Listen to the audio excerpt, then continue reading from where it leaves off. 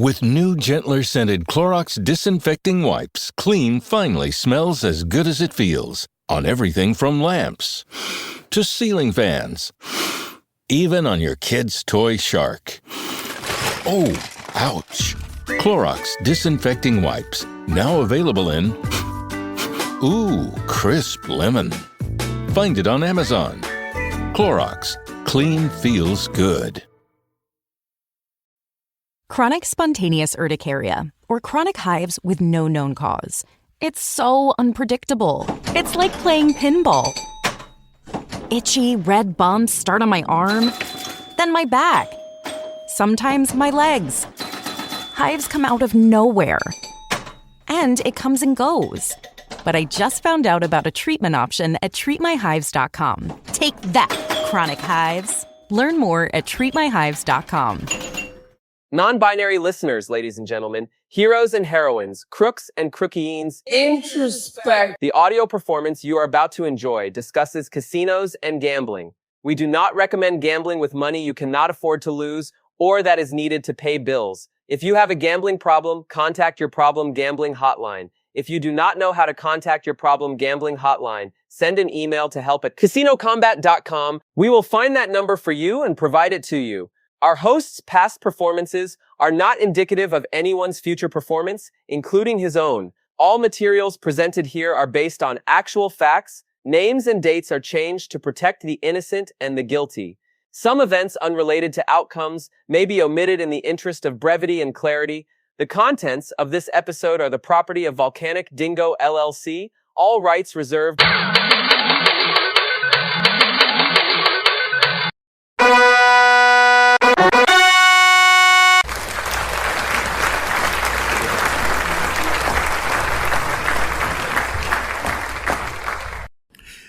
It's me, it's TRG, the Ramblin Gambler, just trying to make a living and doing the best I can. Welcome to episode 166 of our Casino Combat Podcast. I am so glad you joined me today for this episode. Lyrics, dude. Recite him some lyrics. I learned my lesson. I took a little more control of the dialogue here. I really like this one. I really do. I raise my hand because I'm still confused. Never understand why we still make use of a system that's founded upon greed. You can explain away, but I can't believe. This episode's all about questions and answers, and so I wanted to take charge back from Fred a little bit after last episode. I wanted to pick the artist and the song myself. If you're not familiar with Questions by Introspect, I would encourage you to take a listen. Might not be your style of music, not my necessarily first choice in music, but he's got a real good take on questions. So as I said, welcome to 166 of our Casino Combat Podcast. If you're new here, give me 60 seconds to cover some basics, and then I'll explain what's going on in a little more detail for your benefit. If you just saw us on a tile on your device and tapped, I do have a couple things I want to share with you, and I appreciate you being here. If you're back for the next time, as always, thank you for the gift of your time. You know I always appreciate it. I truly, truly do. This episode, as I said, is all about questions. This is actually the second part. This is the follow-on to our previous episode, episode 165. Episode 165 was a monologue about how independent casino hosting works, and now this was all done on a Zoom call, so we're going to have questions from the folks that were there. So this is going to be some really good content. If you're interested in understanding how independent casino hosting works, I still feel that if you want to travel on your play, an independent casino host is one of the most important tools to have, without a doubt. So that's our battle plan. Every episode I put together a battle plan, and it's pretty simple this episode. We're going to have about an hour and 20-minute virtual VIP lounge segment where I'm going to answer everybody's questions from the event. And then I'll check back in at the end, and Gloria will send us on. And, of course, we will have the Casino Combat Blues to wrap things up today. If this is your first time here, welcome, welcome, welcome. Thank you, thank you, thank you. I have just given you the greatest gift that any gambler can give another gambler.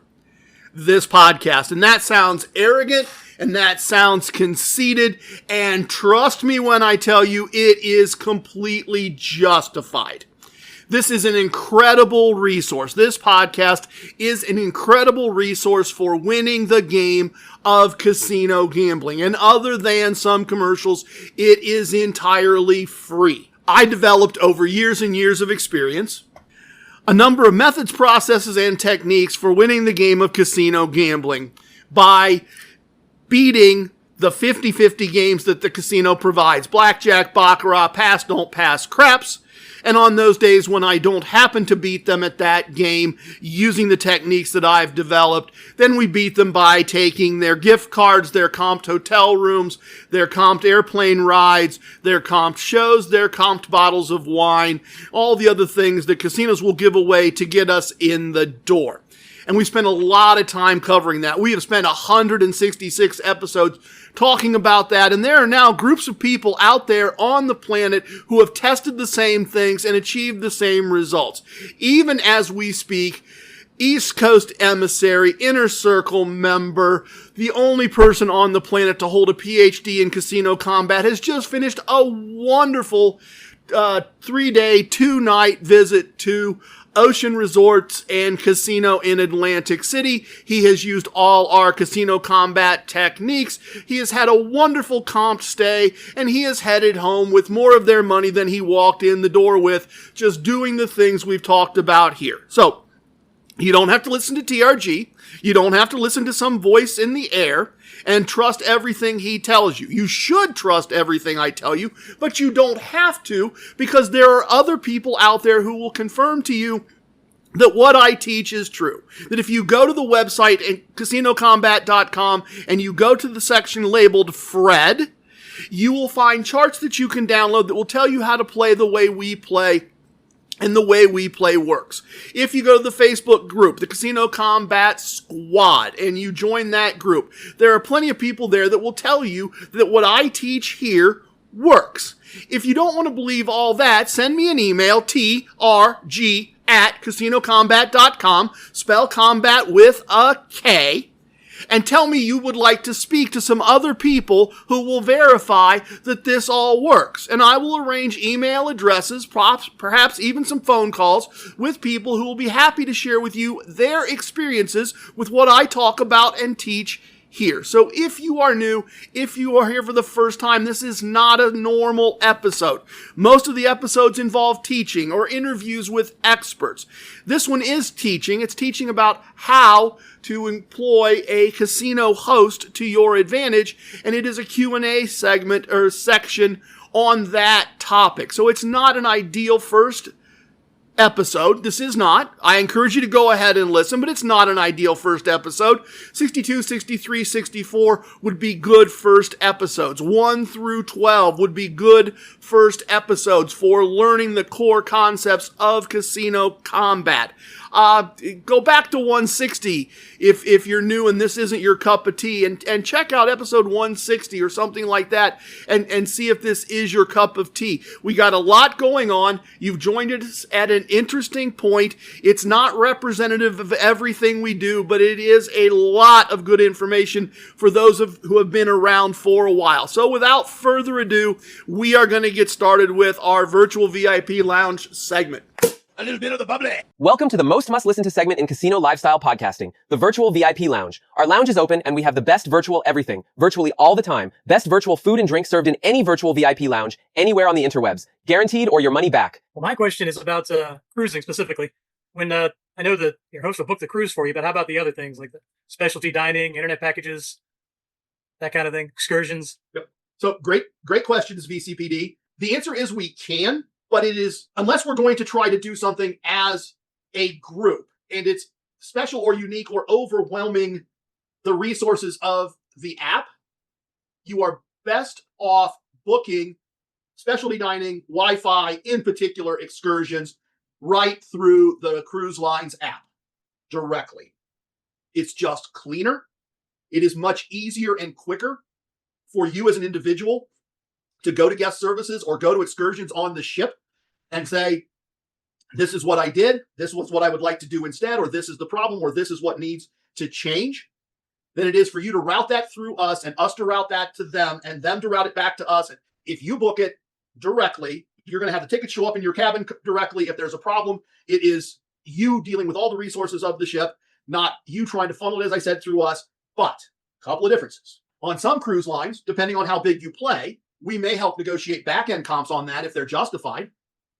We may very well send out a group text and say, hey, check this and that in the app. And if your number's bigger than this, let us know. We're going to get you X back.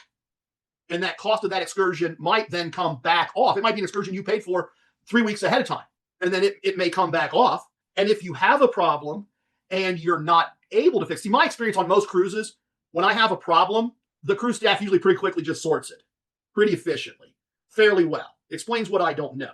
But if you were to go to the excursion staff and say, hey, I want to change this to this, and they said no, for a reason that you thought was not a good reason. And I don't know what that would be because you're a pretty reasonable person, VCPD. But if you had some type of difficulty, if you showed up at what you believed to be the right place at the right time and the excursion had already left and the cruise line was going, no, we're not going to refund that. Now's when you lawyer up. Now's when you let us know. And now we're not going most likely to the excursion desk. We're going to the casino hosting team. And we're saying, one of our guests is unhappy and here's why. What can we do? And while I've never seen it happen, I would imagine that's when the casino management reaches out to excursion management. And now people start trying to figure out what is and is not possible, what can and cannot be done. So if it's the basics, it's the Wi-Fi, it's the fine dining package, it's the swimming with the pigs in Nassau, book it all direct, change it all direct with them, let the experts do what the experts are best at. But if you have a problem, ultimately you are our guest and we will step in and try to resolve it and use our resources and our contacts and our communication and the bigger relationship to get it resolved to your satisfaction to the best of everyone's ability. I have a question.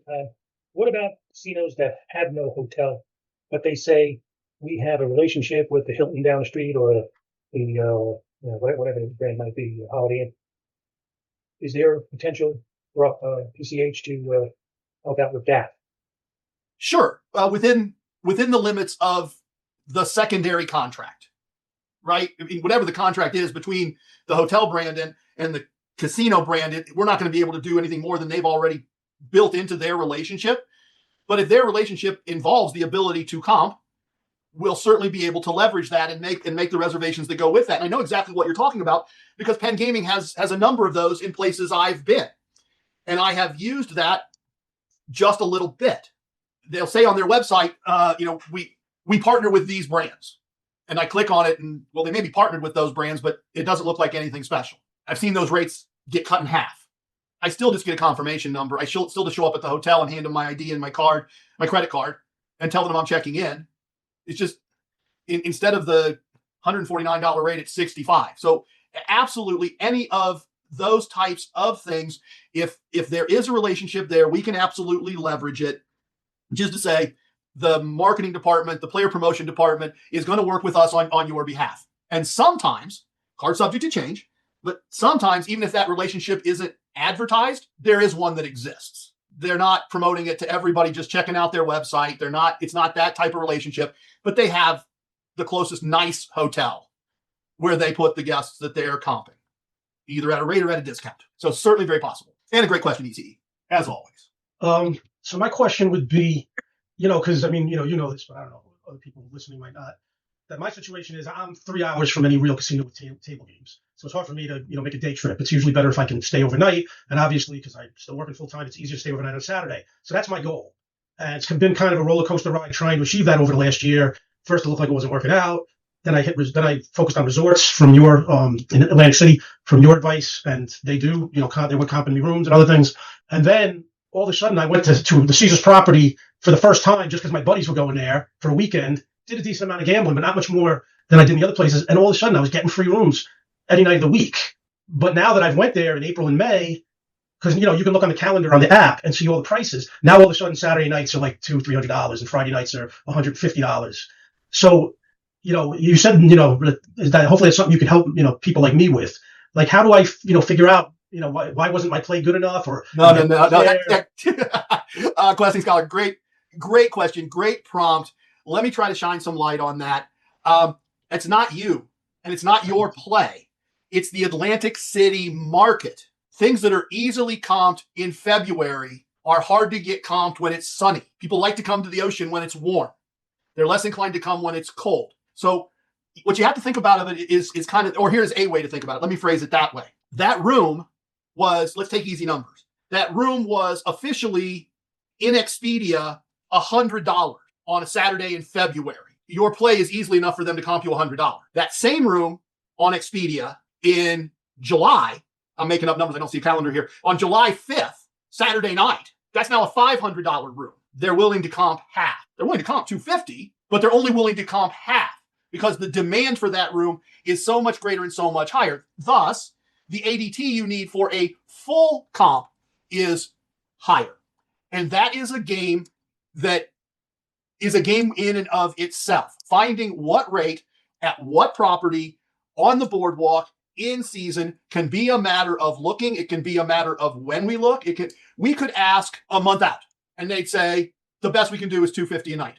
And then if things are running a little slow and if we ask 3 weeks out and things are running slow, it might be 85. If things are running really good, it might be 450. And if there's a concert on the beach, Caesars may be 450 and Tropicana may be comp. It's all over the board. And it is not you. It is the conditions in that community at that time. Is it during the air show? Wow, that goes way up, right? Here's the other crazy thing. I was booking charter flights in September. And there was one from my base airport at the beginning of the month. And there was one from a nearby airport about an hour away at the end of the month. And I really wanted to do both. And I looked at the first one, which was over a weekend at the beginning of the month. And at Caesars, me and my wife, same players cards, me and my wife are $489 a person at Caesars. We're not paying that. I'm not spending $1,000 to get on a plane and go to Atlantic City for the weekend. I'm not that guy. Same charter flight, Tropicana, $34 a person. Same exact airplane, leaving from the same exact airport. But there was something going on at Caesars that weekend, and they were putting people in Tropicana. And then they upgraded me to a junior suite in the Havana Tower, which I really enjoyed. So then I go to those flights from the slightly different airport at the last weekend of the month. Same people, same codes. Again, same airplane, leaving at the same time, going the same place. And Tropicana is $489 a person. And Caesars is $34 a person. Different things going on in different properties on the same weekend. Different demand is driving different pricing. And it's easy to think that it's you, and it's not. It's all these other market factors. And we can help, but we're only going to be able to help to the degree that the property perceives its pricing. But that all that big rambling thought does point to a solution. You can say to me, and I can say to the team, it's this Friday, Saturday, leaving on Sunday, or whatever it is. Let's look at, assuming you're willing to be flexible, let's look at where we get the best deal. Tropicana, Caesars, Harrah's, if you're willing to explore that, because that's the most available market. And we may very well, I expect we'll find out. Often in the summer, the best deals to be had are Harrah's, because everybody wants to be on the boardwalk. And if you're willing to be at Harrah's and take a $13 cab, controlled by law at $13, over to the boardwalk and spend some time on the boardwalk during the day and take a cab back. And some people aren't willing to. I have a wife that pretty much flat out refuses to stay at Harrah's. If we're not important enough that we get to stay on the boardwalk, well, she just doesn't want to go. And that's not to make her a diva. She's really not. She just really likes her ocean and feels very, very strongly about her ocean. But we can't control how they perceive the value of their market, but we can look at things. Just like Las Vegas, often if we get an answer we don't like, we'll immediately, somebody says, hey, I want to stay at Paris. Okay, we don't like this answer. Let's check Horseshoe and Flamingo too. Okay, well, here's the answer we got. Paris is $149 a night. But if you're willing to stay at Horseshoe, your comp, Strip View. Now, you as the player can decide, I don't want to go. I want to go and I want to pay $149 a night. Or, gosh, Horseshoe Strip View is just fine with me. I just didn't think to ask for that. So in these markets with multiple properties, sometimes our biggest help is to look at all the options for you. And if you're willing to maybe take your second choice in some regard or try something a little different, then maybe we do have a solution. Just a follow-up, though. I perfectly understand that. But let's say I'm looking towards the future, and eventually I want to, get higher. Like, through my relationship with you and PCH, can you guys tell us exactly, hey, your ADT is this? And if you want to be the kind of guy that usually gets a free room at Caesars unless it's the air show, your ADT needs to be this. Yep. My unprofessional advice My player advice. The answer to your base question is yes. We can tell you your ADT exactly. And ultimately, your average daily theoretical tells us, right? If your average daily theoretical value to the casino is X, your comp value is a percentage of X. The casino will fudge that a little bit sometimes, right? It's not a perfect template fit. Oh no, your cash value to the casino is $75 and the room is $85, so you're a $10. No, stuff like that gets tweaked around the edges. But the point is, if that value is 85 and the room on a particular Saturday is going to consistently be 300 and that's the room you want, we got to get you from 85 to 300. That's right. We're not going to bridge 85 to 300 on wishes, lollipops, and good feelings, and it's just a rounding error. 75 to 85, that's a rounding error. People are willing to do that. It's just not worth all the back and forth. It's just like you got 2 slices of pizza and a Diet Coke, and we're really kind of short about $2 on your ADT of comping that. Well, it's probably going to get comped. Oh, you didn't get 2 slices of pizza and a Diet Coke. You went to Gordon Ramsay and you got the shepherd's pie and the sticky toffee pudding. Great choices. I can't bridge that gap. Right? I can bridge the fact that we're $2 light on the pizza. It can't bridge the fact that we're $87 light on the shepherd's pie and the sticky toffee pudding. But we can get you exact numbers. You've got a stay coming up pretty soon, right? I think. Yeah, July 10th. Yeah. Let's just kind of remember between the two of us, and I'll have him give you an exact ADT then, and we'll see. And ultimately, a little bit of the dark side here. Take it as you want, hero or crook. Anything you can do, a la Equine Ensign, to negotiate your average wager higher with the pit boss. In my opinion, particularly after watching him for a weekend, your biggest impact you can have on your ADT, other than just betting more, is persuading the pit boss to put in a bigger number. And often that's a matter of asking in his observation when you have a tip out, asking when you have a larger wager out. You know, if I can get a dealer to pay me in a couple unique situations a black chip. Maybe I made a $50 wager and I doubled it. So I bet a quarter and I lost. And I bet $50 and I had to double it and I won. And I say, hey, could you pay me that black? And he calls, send a black spot too. Maybe 10 or 15 minutes later, I'm betting 25, I'm betting 50, I'm betting 25, I'm betting 50. I get up to 75 for some reason. I get a blackjack. Well, that's 112.50. Could you just pay me a black on that? Send a black spot one. Well, the next time the pit boss walks over and I say, how do you have me rated? It's often, if he says, oh, I got you at 55. Well, you've been paying me black chips. His brain right away goes, yeah, I've been playing in black chips. How can he not be averaged at $100 a hand if I'm paying in black chips? It's got to be a $100 a hand player. Type. Often a dealer will back you up, especially if you've been tipping a little bit. Not crazy, but just some. Pit boss will look at the dealer. Is that right? Oh, yeah, I called it out, Joey. Oh, that's right, you did. I'm legitimately a $35 an average hand player.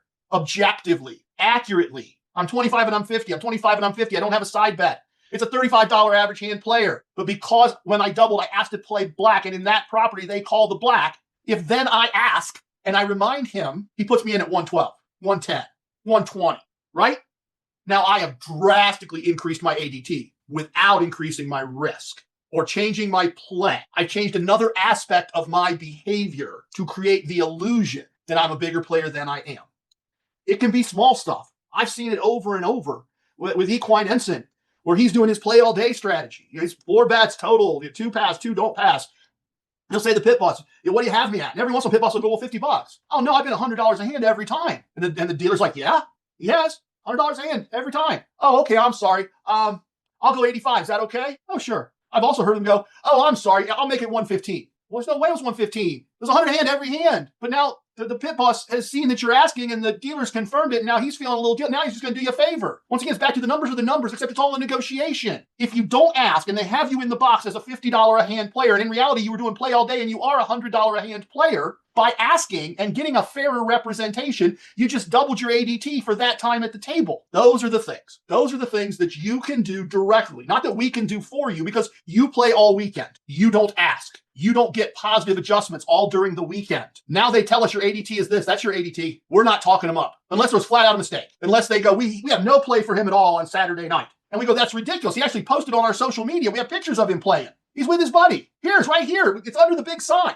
Okay, now we might get that fixed. But if you say you played 2.5 hours and they say you played 2 hours and 40 minutes and you say, well, my average has to have been $75 to $100 a hand, and they say your average was 35, and it's Sunday at 4 o'clock in the afternoon, your average is 35. It is this. Nothing we're going to say is going to change that. But if you work the pit ball, if you tell a funny joke when he walks by, if he has a positive impression of you, and you ask how he has you rated, and you convince him to make it something different, you've changed all the math at the bottom of it. All of the math of the whole relationship is now different. because you convinced them. If at the blackjack table, you managed to strategically ask how they have you rated when you happen to have a pair square bet. You don't usually make the pair square bet, but pit boss is coming over, we're getting ready to start a new hand, and you make the pair square bet. Maybe you got to make one more while he's standing there, you're having the conversation. And he puts you in at an average wager that you think is fair, and you get him to give you got 5 there, but you get him to give you a $10 pair square. You just put rocket fuel on your ADT. He's never going to check again. I can't say no pit boss ever is going to check again. But in general, that's a set it and forget it. And that pair square bet, the house advantage is huge. An extra $10 average wager on a big house advantage wager, you really goose your ADT with a couple little $5 bets made while you're having the conversation, because they're rating you on both wager, the blackjack wager at 0.4% and the pair square wager at 18% house advantage or whatever crazy thing it is. So those little things, those little crook, if you will, manipulation of the perception of the house that you can do, that honestly we should all do every time we play, can drastically change the base numbers that go in. And what the pit boss puts in drives the entire rest of the calculation on how the house perceives you. And you can move yourself without really changing your wagers. You can move your ADT by a full 100% in some cases, just by paying attention, just by having the rigor and the discipline. And that's where tables are unlike slots. Because slots, they know every single dollar. They know every single spin. Nothing but putting in more money or winning money to put back through is going to change that calculation. There's no human to talk to change the perception of how much you just bet on that spin. But you can change the perception of every single wager you made for the entire time at the table. If an hour in, you get them to agree that since the beginning, you've been betting twice as much. You can also add time. Get to your positive exit. Tell them you're going to wait for the shoe. None of us play at a high enough level for the eye in the sky to then go in and back it out, at least not in my experience. Most pit bosses are busy. If you're Prometheus, if you're playing $1,000 or $2,000 a hand, and if he decides to go on a soliloquy and tie up 10 or 15 minutes, he's getting cut off. On Royal Caribbean, if you say, I'm going to sit out the rest of the shoe, bam, dealer's got you off the table. It's right there on a computer beside him. It's the dealer's responsibility. At every place I've been in Atlantic City, every place I've been in Las Vegas, every place I've been all around the Midwest, you take off 10, 15 hands at the end of a shoe, nobody's taking you out of the game and putting you back in the game. Take off a third of the shoe and still play the same number of hands, right? It's going to add, if you play the same number of hands, but you take the back 20 or 30% of every shoe off, you're going to have all the time for all the hands, and all the time you just sat BSing and watching and talking to people and all of that. If at the back of every shoe you go to the men's room, they're almost never taking you out of the game. You're getting the wall time. And once again, we've inflated that average wager. We convinced him to make your average wager larger. And now you add time. And that's another part of the equation, right? Time and average wager. Inflate the average wager, inflate the time in a way that doesn't involve taking additional risk, and your ADT goes up. That's not PCH doing anything. PCH doesn't have anything to do with any of that. But you control and drive all that by your choices, your actions, your conversations that you have, how you cause yourself to be perceived. That's what I like. That's what 454 Rapier was designed to do. Time on table and convince the house that your average wager is in a significant way larger than your actual average wager, because you're making a tier 1 level, 2 level bet, a tier 1 level, 2 level bet. And every once in a while you get to tier 2 and then to tier 3, and you're a much bigger player, and they make note of that. And they almost never notice when 2 hands later, those big bets go back to table minimum bets. It happens. There are some smart pit bosses. I've had a couple smart pit bosses when I've asked them, go, yeah, but it was only 1 or 2 bets. I've had a couple smart ones, but I've also had a couple people look and go, oh, hey, I'm sorry, TRG, this is nuts. I mean, I'm gonna run this way up. And they put it at something ridiculously large. They absolutely do. And if you're playing the same places on a regular basis and you start asking, you start to build an internal database. So I want to play at this table instead of this table because he ranks me this way and she ranks me that way. My play is the same, but they perceive it differently. So I'm going to play where I know she's going to give me a better number. I hope that was helpful. I hope that wasn't too much. Hi, I'm here to pick up my son Milo. There's no Milo here. Who picked up my son from school? Streaming only on Peacock. I'm gonna need the name of everyone that could have a connection. You don't understand. It was just the 5 of us. So this was all planned. What are you gonna do? I will do whatever it takes to get my son back. I honestly didn't see this coming. These nice people killing each other. All Her Fault, a new series streaming now only on Peacock. This episode is brought to you by Greenlight. Get this. Adults with financial literacy skills have 82% more wealth than those who don't. From swimming lessons to piano classes, us parents invest in so many things to enrich our kids' lives. But are we investing in their future financial success? With Greenlight, you can teach your kids financial literacy skills like earning, saving, and investing. And this investment costs less than that after-school treat. Start prioritizing their financial education and future today with a risk-free trial at greenlight.com/Spotify. Greenlight.com/Spotify. Yeah, I thought that was good information. I kind of learned something about the side bet that I've never thought about it that way before. Occasionally betting that when somebody's paying attention to increase the ADT. Well, thanks, Gator Gambler, because you're a person I would normally think I should be taking advice from. So I'm glad I was able to throw something there that you hadn't considered. Yeah, and normally I do ask before I get up every time from the table, and this past weekend I didn't. And they had my average bet a lot lower. And it stinks, when you're having to do all this stuff and then worry about somebody else doing their job correctly. But yeah, it's always important, I think. And I play with somebody who she says, my host really pays attention to that stuff. So you have to make me look good for my host. And the pit boss always laughs. And she asks several times throughout the session and when she gets up. So my question is, at what percentage does a player become overcomped? Is it a percentage of ADT? Is it a percentage of a loss? At what stage is that? So at your level, it's both, right? So for those listening, there is a point where your play is large enough that you are losing sums with enough zeros that what you're comped does start to be what you should be comped plus a percentage of your loss, because they just see that for whatever reason, this time you really got barbecued, and they're giving back a little more than they're normally willing to give back because they are trying to soften that blow a little bit. They are trying to soften that sting a little bit. I don't know that I know enough to feel like I want to put a public number on that. I don't think that would be responsible, but I will say this. What I see by the strict math, everybody tends to get, with PCH's help, the comps they deserve, and where possible, where reasonable, the house definitely appears to go a little beyond the exact number. I think the best thing I can observe is if they've taken off this and this and this and this, and there's another $80 left that they can comp, and there's a charge for 100, and maybe that's too big a gap. There's 90 left they can comp, and there's a $100 room charge sitting there. They're doing the 100. They're not doing, and we left $10 of that. They're just taking off the whole thing, or they're taking off half of something, and they're not worried that they should really be taking off 46%. They're just calling it half. They're just, from what I observe in my experience, and I don't think I consider that overcomping. To me, overcomping is, actually, I'm going to change this comment just a little bit, I guess. In my very limited experience, the overcomping that I see is on some of the PCH group stuff where the house looks both at the individual in terms of their comps, but then sometimes there's a couple people that didn't really play to the comps they were promised, and nobody's trying to go back and make a big deal out of it. The group more than played to the house's expectation for the group, and some people really overperformed the house's expectation, which is unfortunate for those people, and some people really underperformed, and we might not get an invitation for them a second or a third time, or they may get a slightly different number the second or third time, and they're definitely being overcomped this time for what they played, but that's okay. Nobody's looking to make a big deal out of it. As I said, it's all negotiable. It's all the numbers in the math and only the numbers in the math, and we have to worry about the numbers in the math until somebody just decides we're not. At least that's my observation from doing this now for, 7 months? 8 months? Certainly card subject to change. And I have one more question. If you were able to negotiate favorable rules, and they only let you choose between splitting aces up to 4 times and surrendering, which option would you pick? Oh, man. That's a good one, Gator Gambler. Aces 4 times or surrender.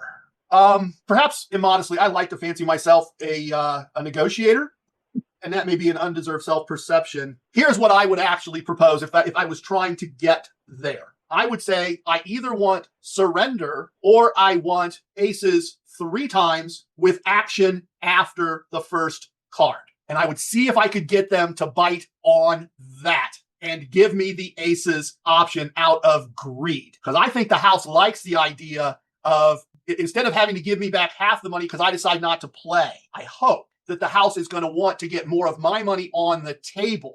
And as I read the chart on wizardofodds.com, when you add more opportunities to split aces and then you add opportunity for action after aces, house advantage goes way down. I think the right answer mathematically, regardless, is aces 4 times increases increases the player advantage, decreases house advantage the most of the 2 options. But I'd try to thread that needle and see if I could catch their greed. What would you do? I mean, on like this past weekend, I had the ability to split aces no more than twice. Only one time at the table.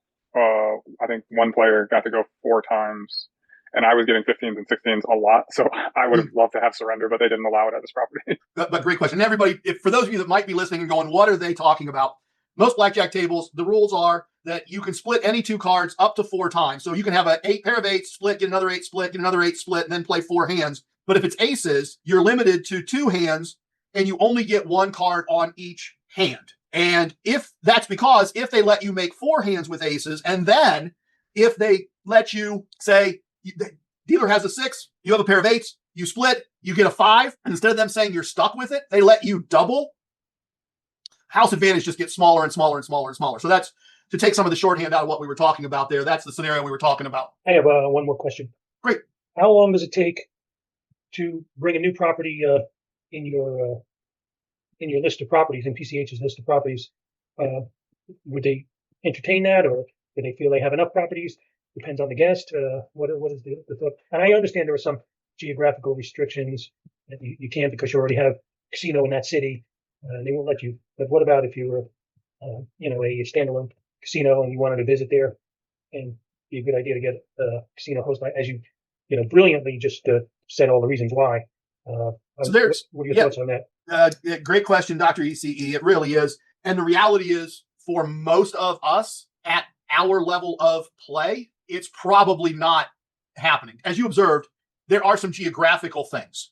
There are some practical things. For instance, we would, I am sure, love to have Borgata, the Inner Harbor, MGM Grand Detroit, and MGM on the Strip. We'd love to. We'd do that deal, I think. Speaking for something I'm not empowered to speak to. MGM won't. Period. The end. They just won't. In the Atlantic City market, most of them, their approach, if we ask them, is, oh, you already have Caesars? No, we're not doing that. They're not even entertaining the conversation. And the other thing I want to completely make sure I say here is that I do not understand how all of that works, but all of those involve a contract, and money changes hand. And every indication I have had by inference is that money is often going from PCH to the brand for the contract. So I'm trying to think of a great example. The Boyd property, right? Sounds like a pretty good choice, pretty big national brand. It might be X $1,000 per Boyd property to do that relationship. So then the business calculation begins. As I said, I'm just basing it on what guys, I've heard the guys say, oh, hey, if there's going to be enough interest there, maybe we should pick that contract up. So if you're paying money per property as part of the contract, you have to have some assurance, if I'm running the business, that I'm not doing it because one player, unless they're a huge player, because one player wants to go to one property for one night or one weekend.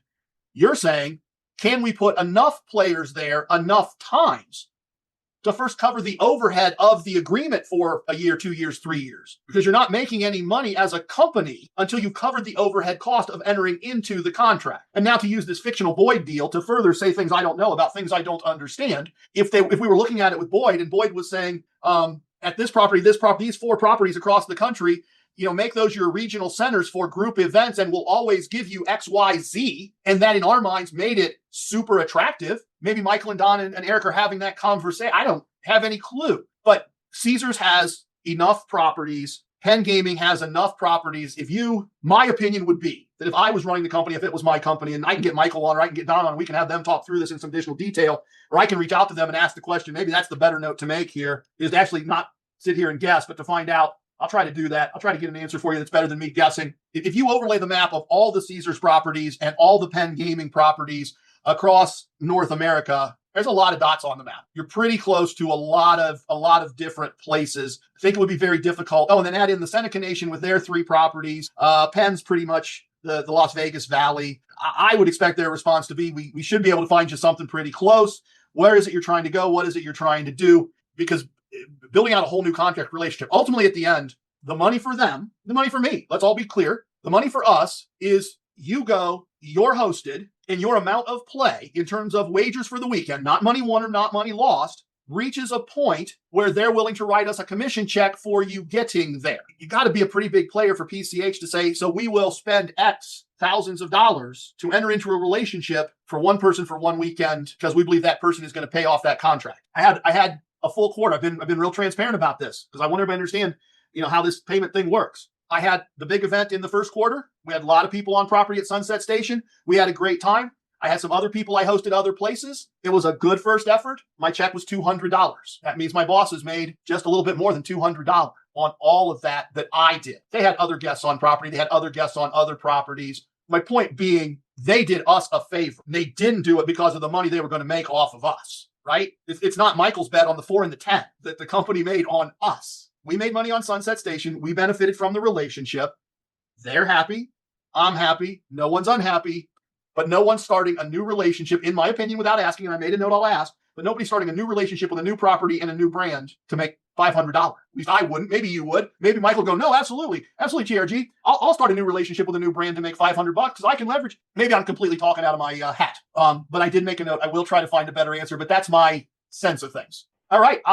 Let's make that last call. That's a good block of time, 2 hours. Those are great questions, everybody. Anybody else got something they want to get in? I got one question, but I don't know how quick it's going to be. Okay, cool. Go. From your experience with ADT, how many sessions will it take or should it take to set up your ADT, and how long does it last? Like if you take a certain amount of time off, how long is that ADT going to stick with you? Oh, okay. Okay. That's a great question. That's an excellent question. I think I want to start from the simplest point of view, which is if you have a player's card and you walk in and you put your player's card in a slot machine and you spin underdog for 40 cents, your average daily theoretical is 40 cents, depending on how they calculate it, right? What is your expected wagering value to the property? It's 40 cents. And that's why if some people walk in to the same casino, they have easy availability and walk into the same casino over and over every day and they play $5 and they get to the end and they go, they're not comping me anything. Well, what percentage of their expected win of $5 should they comp you back to get you to come back? So I'm being a little bit facetious, but you build ADT with every wager that's tracked on your card.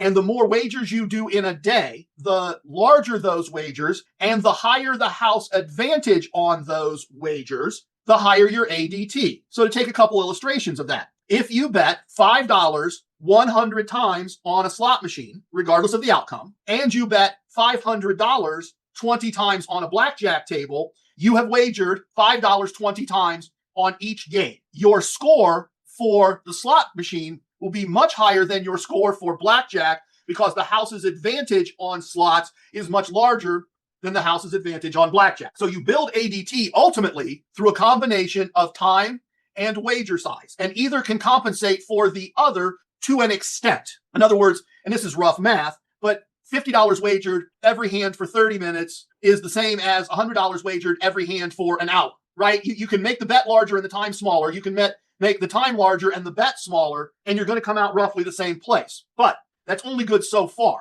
because if you walk up to a blackjack table and you buy in for $1,000 and you put it all on the circle for the first hand and you lose, your score is terrible. You may be really busted up because you lost $1,000, but from the house's point of view, your score is terrible. If you take that same $1,000 and make $50 bets for hours and hours and hours, your ADT is going to be really, really good. You're going to have a really, really respectable ADT. So you're looking to find that balance point. You're looking to find that midpoint. And then depending on the brand, it lasts. It would be hyperbolic to say it lasts forever. But like if you went to Las Vegas and you played average wager $50 a hand craps for 2 or 3 hours a night, Friday night, Saturday night, Sunday night, and left on Monday, that's an okay ADT. It's a solid ADT. And then you don't go back for 3 years. They're still going to comp you based on that ADT. They're still going to comp. They're not going to go, oh, it's been 3 years. They understand people come and go, that people don't always go to Las Vegas all the time, that all those things. They're going to look at that and decide how much they want that piece of business because that's the information that they have on you. So it's not going to go away for the most part with most brands, card subject to change. And you build it with every wager across a gambling day. And that's an important aspect of this that people don't always consider. Every casino, and it's a little different, and you can ask any pit boss, even most dealers, and they will happily tell you, but every casino has a casino day. And the casino day calculates your average daily theoretical. For the most part, it is sort of early in the morning every day. So the casino day will be like 5 a.m. on Monday to 5 a.m. on Tuesday. That's the casino day. It doesn't work on the rotation of the sun because they fully recognize that you could start gambling at 10 p.m. and still be gambling at 1:30 a.m. And they don't want to treat that they want to capture all of that in your day, which is another way that you can protect your average daily theoretical. You're going to be on property Friday night and you're going to gamble. all day Saturday, and you're going to gamble. You're going to get up Sunday morning. You're going to get some food. You're going to do a little gambling maybe, and then you're going to leave. I wouldn't gamble with my card at the property where I was staying that Sunday. I wouldn't do it. Not if I was worried about my ADT. That's where I would, I'm staying at Tropicana. I check in at Tropicana 3-4 o'clock on Friday. I have a nice session. I go to dinner. I have another couple sessions after dinner. I stay up a little late. I get up the next day. I maybe go for a run on the beach. I get some food. I play a little bit. I maybe go hang out at the pool. I play again before dinner. I play again after dinner. I stay up a little later because it's my last night and things are going well. I've established 2 good average days. And now I get up on Sunday morning. I get some food. I got to be out of the hotel room by 11. Well, I'm just going to play a little bit. We got to get on the road, honey, but let's put the bags with the bellman, and I'm just going to get a quick 2 shoes in. Or, you know what? We got to go. But I do love this slot machine. I'm just going to drop $40 in there. Well, now that's your 3rd gambling day. And you had all these wagers, right? What happens? Let's take simple math, right? Your number, whatever the number is we're looking at, was $500 on Friday and $500 on Saturday. Well, 500 plus 500 divided by 2 is 500. And now you got 500 and 550. So now instead of dividing 1,000 by 2, we're dividing 1,050 by 3, and you just sank your number because you really weren't going to have a full casino day. You're better off in that situation if you don't want to leave town and you want to get, that's your day to hit a different brand. If you're at Caesars, that's your day to go to resorts. Or that's your day to go to Ocean, play an hour instead of playing 30 minutes, drag it out a little bit and give Ocean a good look at you, right? Go over to Borgata, go to Golden Nugget, show them something because now they're going to give you a little something because they're happy they got just a taste. It would have ruined your score at the resort you were staying at the Tropicana where you were staying. But now resorts or Ocean or Golden Nugget or whatever is going, oh, well, we'd like to have more of that player. And maybe the next time you come into town on your way into where you're staying, you stop and you use your free bet and your buy one, get one cocktail or pick up your bottle of wine or whatever it is at that secondary property. And you're treated better at your primary property because your average was 500, not whatever, 300 and whatever from dividing 1,050 by 3. So that is a great way that you can manage your ADT because it's average daily theoretical and you pick which days to play. And that is an aspect that you can manipulate. Hey, TRG, Midnight Diver here. Hey. Great stuff. Hey, I was thinking about sports betting and how does that play into your ADT? Since I don't get to casinos very often, but do sports betting on a daily basis with, Caesars, MGM. Does that also help with your ADT? Let me give you the traditional answer, and then I'll throw in some observational nuance. But let me give you the perfect textbook traditional answer to sports betting and to poker. Average daily theoretical, the amount wagered, the number of times the wager was made, and the house's advantage on the wager. So let's take that hypothetical $1,000. Well, the wager's $1,000, and it was made once, and the house advantage approaches 0. So we've got 1,000 times 1 times almost 0. We have almost 0 average daily theoretical. Same thing with poker. It doesn't really matter how many hours of poker you play. The house has nothing in it. The house has no skin in the game. The house has no advantage. They are not giving you any kind of meaningful points on any of that. That's the official answer. That's the math is the math answer. That's the number is the number answer. Here's the observational nuance. The online sports books compete very actively for players because it's so easy, because it's the palm of your hand, because it's the device in front of you. They do compete very, very hard for players and for play. But those are going to be givebacks within the app. Those are going to be the comps. It is very unusual for a player to get comped rooms or food or that kind of thing, even at the $1,000 a wager level, particularly at the remote $1,000 a wager level. If you're talking some smaller casino in West Virginia and you show up in person every day and you make your $1,000 wager, somebody's going to notice and somebody's going to start taking care of you. But they're not taking care of you because of ADT. They're taking care of you because for them, for their property, that's big action, and they're just going to do the right thing. I've seen big players in the gambling space get treated very well, but it's by a manager who wants to keep that player playing there and saying, hey, let me pick up dinner, or hey, let me do this. But that is not based on ADT. It is a whole different beast. The ADT for sports and poker is approaching 0. And if you only watch your tier score, everyone I know never sees their tier score move in any meaningful way. And as always, if you see different data, please tell me. I can tell you what I know. I can tell you what I see. And that doesn't mean that tomorrow Caesars won't decide to start handing out tier points like candy at Christmas for reasons. That certainly can and does happen. But from a pure ADT point of view, it is regrettably not going to do much of anything. Or I should say, I've never seen it with any brand do much of anything. I just want to add something for the sports gambling. Completely agree with the ADT side. A lot of sports books, if you bet enough, will assign you a VIP host for the sportsbook side of it. And you'll get perks, like a guy that I was just gambling with this past weekend. He was invited to the Kentucky Derby and in the Caesars suite at the Derby. So they're starting to do more things like that at sporting events than they used to based on, how much you're betting. But yeah, from an ADT standpoint, because the house takes a commission or the VIG, it doesn't really calculate into your ADT from my understanding. Excellent. Good stuff, Gator Gambler. Thanks for jumping in. Good to have all those different points of view. All right. Good stuff there. I didn't listen to all of it back. I did get T-Rex's opinion. He thought there was some good stuff there. Wonderful to have everybody in the virtual room together, hanging out and talking through things and getting those different perspectives and getting those questions answered.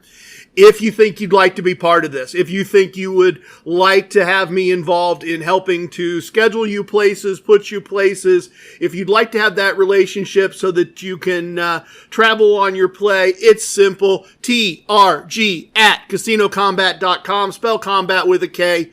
Send me an email, let me know, name, address, phone number, date of birth, major playing cards for places where you already have a relationship, somewhere you would like to go that we have a contract, and we will happily get that set up for you. We'd love to have you be part of what we're doing and building. Love to have you be part of future group events, and those are going to get scheduled the same way. So thanks for listening, everybody. We are going to wrap it up. I will be back with a more traditional episode the next time we get together. Please tip your waitresses, tip your bartenders, tip your dealers. If you have a host, tip your host, but don't tip away your wins.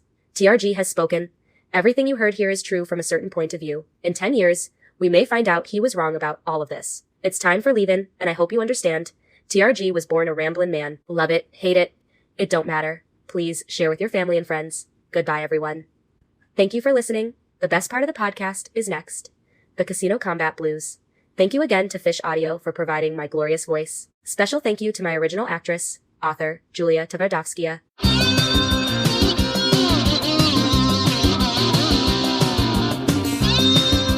For Atlantic City Empress, Casino Combat Ace. There are profits in the casino tonight, I can feel it in my bones. I had a premonition, you should probably play alone. I know the house has an advantage, but that's part of the thrill. If we follow the core concepts, the chips begin to spill. So baby, here's your player's card, put your bankroll in your hand.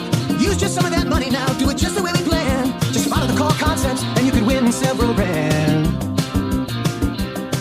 Well, it's good if it goes down like that, don't have to play to lose. It's gambling as a business, the Casino Combat Blues. Casino Combat Blues. The dealers and the pit bosses, the security and the law, the winning and the losing and the tricks nobody saw. No matter if it's blackjack, roulette or craps, you gotta carry defense cause you always carry cash. There's lots of shady characters, lots of dirty deals. Everybody has an alias cause that's more fun we feel. It's the lure of winning money, it's got a very strong appeal. Perhaps you'd understand it better standing in my shoes. It's the ultimate enticement, it's the Casino Combat Blues. Casino Combat Blues. Whoa.